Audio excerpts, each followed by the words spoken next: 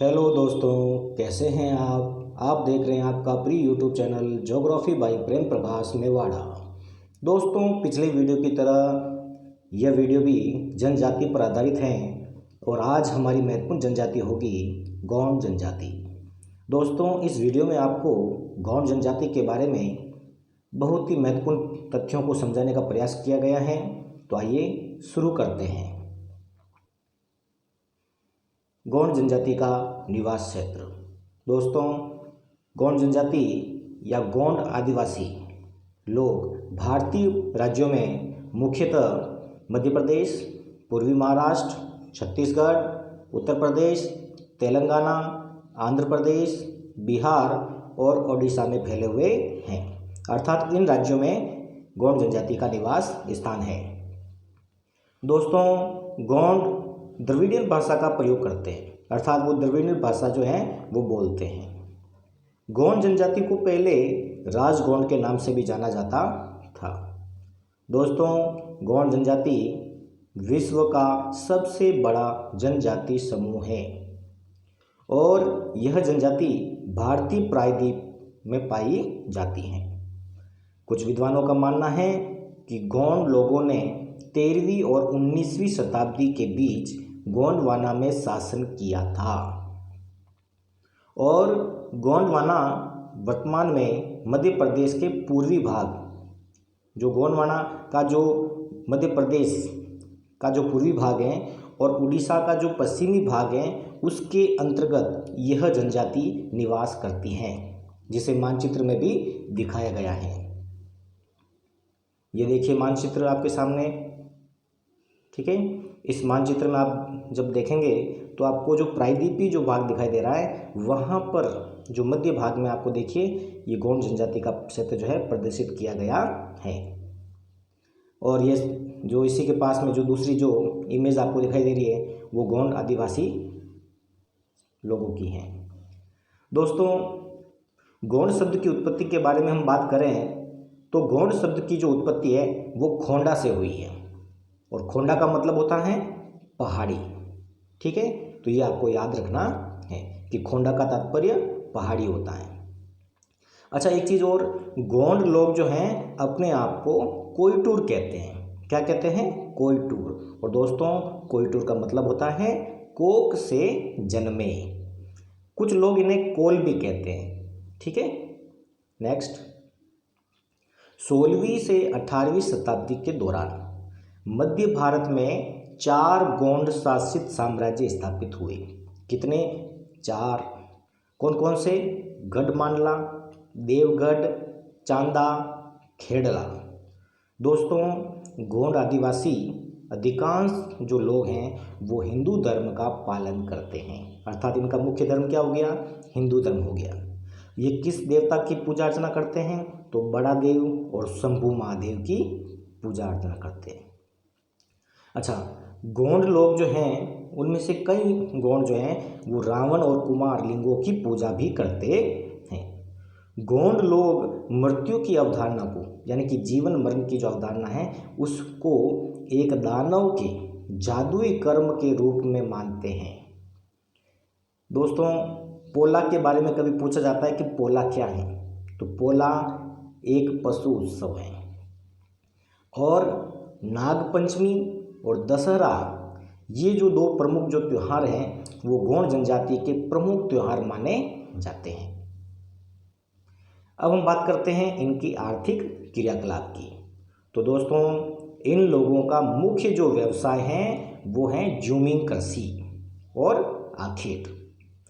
गौंड आदिवासी लोगों का प्रधान व्यवसाय कृषि है, अर्थात ये खेती बाड़ी करते हैं और गौंड लोगों में ज़्यादातर जो है वो मुख्य रूप से किसान हैं, यानी कृषक हैं, खेती बाड़ी का कार्य करते हैं।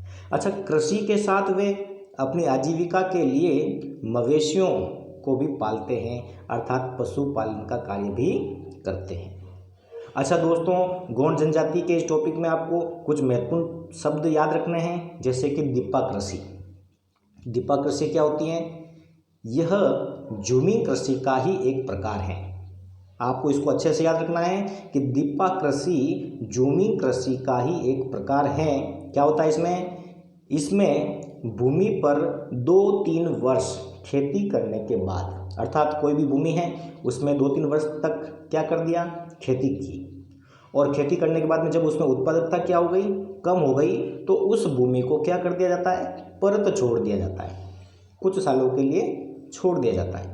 इस प्रकार की कृषि में पेड़ों व झाड़ियों को जलाकर, अर्थात जब ये भूमि तैयार की जाती है तो वहाँ पर जो पेड़ पौधे होते हैं, जो झाड़ियाँ होती हैं, उनको काटा जाता है, उनको जला दिया जाता है और भूमि को साफ करके खेत के रूप में उसको तैयार किया जाता है। तो इस प्रकार की प्रक्रिया वाली जो खेती होती है, जो कृषि होती है, उसको कौन सी कृषि कहेंगे, दीपा कृषि कहेंगे। तो संक्षेप में हम क्या कहेंगे कि भूमि पर 2-3 वर्ष खेती करने के बाद उसे पर छोड़ दिया जाता है और इस प्रकार की कृषि में पेड़ों व झाड़ियों को जलाकर भूमि को साफ कर खेत तैयार किए जाते हैं। तो ये जो प्रक्रिया होगी वो दीपा कृषि कहलाएगी। तो समझ में आ गया होगा आपको। एक और कृषि का प्रकार है पेंडा कृषि। क्या होती है, बड़ा ही सरल है। क्या है, देखो कि मध्य प्रदेश जो है, मध्य प्रदेश का एक जिला है बस्तर। तो मध्य प्रदेश के बस्तर जिले में जो तीव्र जो ढलानी पहाड़ी जो भाग है, यानी कि पहाड़ जो होते हैं वो ढलान वाले होते हैं, तो उनका जो ढलान वाला जो भाग होता है वहाँ पर भी ये जनजाति खेती करती है। तो ढलानी भाग होगा तो वहाँ पर खेती करेंगे तो भूमि क्या हो जाती है, जल्दी अपरदित हो जाती है। तो अपरदन को रोकने के लिए उस वहाँ पर जो खेती जो है वो सीढ़ीदार की जाती है। ठीक है, तो क्या हो गया, तीव्र ढलानी जो पहाड़ी जो ढलानी जो भाग हैं वहाँ पर सीढ़ीदार खेती करना, ये जो क्या कहलाएगा, पेंडा कृषि कहलाएगा। तो संक्षेप हम क्या कहेंगे कि पेंडा कृषि मध्य प्रदेश के बस्तर जिलों में तीव्र पहाड़ी ढलान के सीढ़ीदार खेतों पर की जाती है। तो ढलानी भागों पर जो सीढ़ीदार खेती की जाती है उसे क्या कहेंगे, पेंडा कृषि कहेंगे। तो याद हो जाएगा। नेक्स्ट, कुरुख, केवट और धीवर, ये 3 जो है गोंड के जो प्रमुख जो वर्ग हैं, कौन कौन से, कुरुख, केवट और धीवर। ये 3 जो वर्ग हैं वो मछुआ कर्म के द्वारा, अर्थात मत्स्य पालन के द्वारा अपना जीवन यापन करते हैं। गोंड वर्ग में एक और वर्ग है जिसका नाम है रावत वर्ग। क्या करता है ये रावत वर्ग जो है वो पशुपालन के द्वारा अपना जीवन यापन करता है। तो दोस्तों ये महत्वपूर्ण जो बिंदु हैं जिन्हें आप अच्छे से याद करें। देखो इस इमेज में अभी हमने बात की थी दीपा कृषि के बारे में। तो देखो वनों को काटा गया है और उनको जलाकर जो है भूमि को साफ करके कृषि के लिए तैयार किया जाता है। तो ये तो हो गई दीपा कृषि। ठीक है, इसका एक नाम और अपन कह सकते हैं स्लेश बर्न कृषि। ठीक है ना, तो ये जूमिंग कृषि का प्रकार हो गया। और इधर देखिए ये है पेंडा कृषि। तो पेंडा कृषि में देखो ये ढलानी भूमि है और ढलानी भूमि पर जो है कृषि के लिए इसको तैयार किया जा रहा है। तो दोनों जो कृषि के प्रकार हैं ये आपको याद रखने हैं। तो इमेज अपने दिमाग में बिठाइए तो आपको आसानी से याद हो जाएगा। नेक्स्ट, अब हम बात करते हैं इनके वस्त्र और आभूषण की। तो दोस्तों गोंड जनजाति के लोग सामान्यतः यानी कि मुख्य रूप से सूती वस्त्र का ही प्रयोग करते हैं। पुरुष जो लोग हैं वो धोती का प्रयोग करते हैं और महिलाएं या स्त्रियां कहें तो वो साड़ी और चोली का प्रयोग करती हैं। और इनके आभूषणों की बात की जाए तो ये चांदी और एल्यूमिनियम के जो आभूषण हैं उनका प्रयोग करते हैं।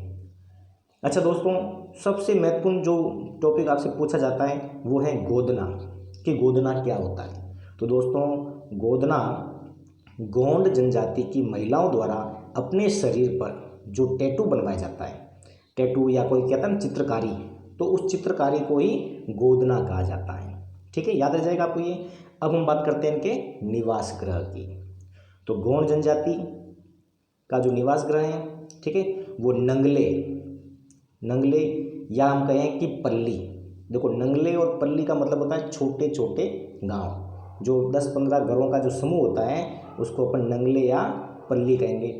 जैसे अपन एक दूसरे शब्द में कहते हैं ढाणी, तो बस वही इसका रूप हो गया। ठीक है, तो ढाणी कहें या नंगले कहें या पल्ली कहें तो वो इनके निवास, वहाँ पर वो ये जनजाति निवास करती है। इनके जो मकान होते हैं वो घास फूस व मिट्टी के बने होते हैं। अर्थात गोंड जनजाति के जो मकान है वो किसके बने होते हैं? घास फूस और मिट्टी के बने होते हैं।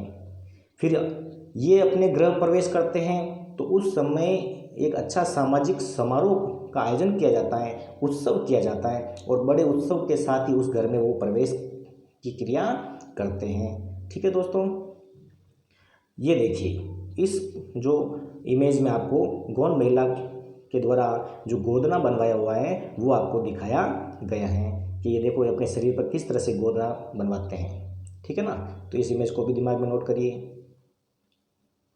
अब ये देखिए इस इमेज में देखो ये है गोंड जनजाति का घर। ये इस तरह से जो है मिट्टी के और घास फूस से बनाए हुए होते हैं। अब हम बात करते हैं इनके भोजन और पेयजल। कोडो और कुटुकी, ध्यान रखना दोस्तों, ये दो शब्द याद रखना, कोडो और कुटुकी। ये जो है इनका प्रमुख प्रधान भोजन है, गोंड लोगों का मुख्य भोजन है। कौन? कोडो और कुटुकी। दोस्तों गोंड जनजाति के जो लोग हैं वो उत्सव और त्योहारों पर क्या बनाते हैं? चावल बनाते हैं और यह शिकार से प्राप्त या बलि दिए हुए जानवरों का मांस खाते हैं। गोंड लोग धूम्रपान भी करते हैं और महुआ से बनी शराब का सेवन भी करते हैं। अब हम बात करते हैं इनके औजार व बर्तन की। इनके औजार साधारण ही होते हैं जिन्हें स्थानीय कारीगरों द्वारा बनाया जाता है। ठीक है दोस्तों, और लकड़ी का सामान यह स्वयं भी बना लेते हैं। ठीक है ना, तो इन बिंदुओं को आप अच्छे से याद करें। अब हम बात करते हैं इनके समाज और संस्कृति की। दोस्तों गोंड जनजाति के जो लोग होते हैं उनमें जो समाज की जो संरचना है वो है पितृसत्तात्मक। ठीक है, और सबसे जो बुजुर्ग जो पुरुष होता है, परिवार का जो सबसे बड़ा जो पुरुष होता है वही परिवार का मुखिया होता है। फिर देखिए दोस्तों गोंड जनजाति में विवाह के अनेक प्रकार पाए जाते हैं। कौन कौन से प्रकार पाए जाते हैं उनके नाम आप अच्छे से याद करिए, जैसे सेवा विवाह, विनिमय विवाह, हरण विवाह, विधवा विवाह। ठीक है, तो ये विवाह के जो प्रमुख प्रकार हैं वो गोंड जनजाति में पाए जाते हैं। विवाह समारोह का आयोजन किसी भी प्राकृतिक जगह पर किया जाता है और अनिष्ट से बचने के लिए रामधुनी का आयोजन किया जाता है। तो गोंड जनजाति के लोग अनिष्ट से बचने के लिए क्या किसका आयोजन करते हैं? रामधुनी का आयोजन करते हैं। दोस्तों गोंड जनजाति के लोग नृत्य व गीतों के साथ, ठीक है, जो हैं वो अपने पर्व और उत्सव मनाते हैं। यानी कि जब भी उनके कोई भी पर्व हो या उत्सव हो तब वो बड़े ही उल्लास से नृत्य और गीत का आयोजन करते हैं। अच्छा, कुछ महत्वपूर्ण शब्द क्या हुए? जैसे मुखादम या पटेल। तो मुखादम और पटेल क्या होता है? गांव का जो मुखिया होता है ना उसको ये लोग मुखादम या पटेल कहते हैं। एक और शब्द है कोतवार। गांव के जो चौकीदार होता है उस चौकीदार को कोतवार कहा जाता है। फिर देबारी, अगला जो शब्द है वो क्या है? देबारी। तो पूछा जाए कि देबारी क्या है तो आप कहेंगे कि गांव के पुजारी या पुरोहित को देबारी कहा जाता है। धुलिया क्या है? यह गोंड जनजाति की एक गायक जनजाति है। तो दोस्तों ये जो बिंदु हैं इन्हें आप अच्छे से याद करें और अपने इमेज यानी दिमाग में बैठाने का प्रयास करें ताकि ये वीडियो आपके लिए सहायक सिद्ध हो सकें और आप परीक्षा में अच्छे से अच्छे जवाब लिख सकें। दोस्तों ये वीडियो आपको कैसा लगा इसके बारे में आप कमेंट बॉक्स में अवश्य लिखें और इस वीडियो को आप लाइक करें, शेयर करें ताकि और भी लोगों को इसका फ़ायदा हो सके। ठीक है दोस्तों, धन्यवाद।